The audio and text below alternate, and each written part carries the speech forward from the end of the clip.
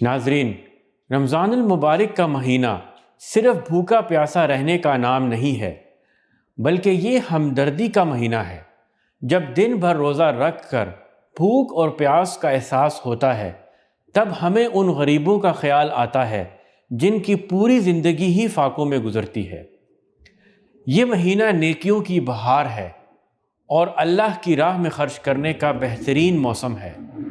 آج میں آپ کو دعوت دیتا ہوں کہ آئیے اس رمضان میں اللہ کے ساتھ ایک ایسی تجارت کریں جس میں خسارے کا کوئی اندیشہ نہیں۔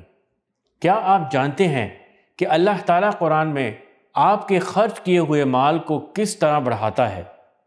سورہ بقرہ میں ایک بہت ہی خوبصورت مثال دی گئی ہے۔ جو لوگ اپنے مال اللہ کی راہ میں صرف کرتے ہیں، ان کے خرچ کی مثال ایسی ہے جیسے ایک دانہ بویا جائے اور اس سے 7 بالیں نکلیں اور ہر بال میں 100 دانے ہوں۔ اسی طرح اللہ جس کے عمل کو چاہتا ہے افزونی عطا فرماتا ہے۔ وہ فراخ دست بھی ہے اور علیم بھی۔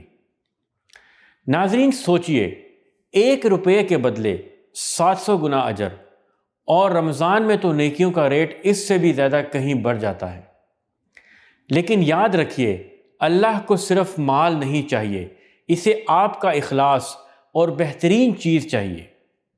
اکثر ہم وہ کپڑے یا کھانا دیتے ہیں جو ہمیں پسند نہیں ہوتے یا پرانا ہو چکا ہوتا ہے، لیکن اللہ کا معیار کچھ اور ہے۔ وہ فرماتا ہے، اے لوگوں جو ایمان لائے ہو، جو مال تم نے کمائے ہیں اور جو کچھ ہم نے زمین سے تمہارے لیے نکالا ہے، اس سے بہتر حصہ راہ خدا میں خرچ کرو۔ ایسا نہ ہو کہ اس کی راہ میں دینے کے لیے بری سے بری چیز چھانٹنے کی کوشش کرنے لگو۔ حقیقی نیکی تک پہنچنے کا راستہ یہی ہے کہ انسان اپنی محبوب چیز اللہ کی راہ میں قربان کرے، جیسا کہ سورہ ال عمران میں فرمایا، تم نیکی کو نہیں پہنچ سکتے جب تک کہ اپنی وہ چیزیں خدا کی راہ میں خرچ نہ کرو جنہیں تم عزیز رکھتے ہو، اور جو کچھ تم خرچ کرو گے اللہ سے بے خبر نہ ہوگا۔ ناظرین، اللہ تعالیٰ کتنا کریم ہے کہ مال بھی اسی کا دیا ہوا ہے، لیکن جب ہم اس کے حکم پر خرچ کرتے ہیں تو وہ اسے قرض کہتا ہے۔ وہ مالک ہو کر ہم سے قرض مانگ رہا ہے۔ سورہ حدید میں ارشاد ہے، کون ہے جو اللہ کو قرض دے، اچھا قرض، تاکہ اللہ اسے کئی گنا بڑھا کر واپس دے، اور اس کے لیے بہترین اجر ہے۔ کیا ہم اتنے کنجوس ہو جائیں گے کہ اپنے رب کو جس نے ہمیں سب کچھ دیا اچھا قرض دینے سے بھی انکار کر دیں؟ اس سے پہلے کہ دیر ہو جائے اپنے ہاتھوں سے خرچ کر لیجئے، کیونکہ ایک وقت ایسا آنے والا ہے جب انسان چاہے گا کہ وہ سب کچھ دے کر اپنی جان چھڑا لے، مگر اسے مہلت نہیں ملے گی۔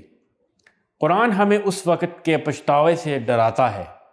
جو رزق ہم نے تمہیں دیا ہے اس میں سے خرچ کرو قبل اس کے کہ تم میں سے کسی کی موت کا وقت آ جائے، اور اس وقت وہ کہے کہ اے میرے رب، کیوں نہ تو نے مجھے تھوڑی سی ہی مہلت اور دے دی ہوتی کہ میں صدقہ دیتا اور صالح لوگوں میں شامل ہو جاتا۔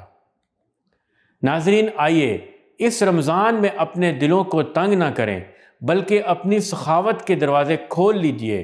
اپنی زکوٰۃ، صدقات اور خیرات کے ذریعے غریبوں، مسکینوں اور ضرورت مندوں کی مدد کریں، تاکہ روز قیامت اللہ ہمیں اپنے سائے میں جگہ عطا فرمائے۔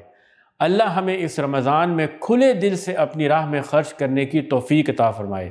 آمین یا رب العالمین۔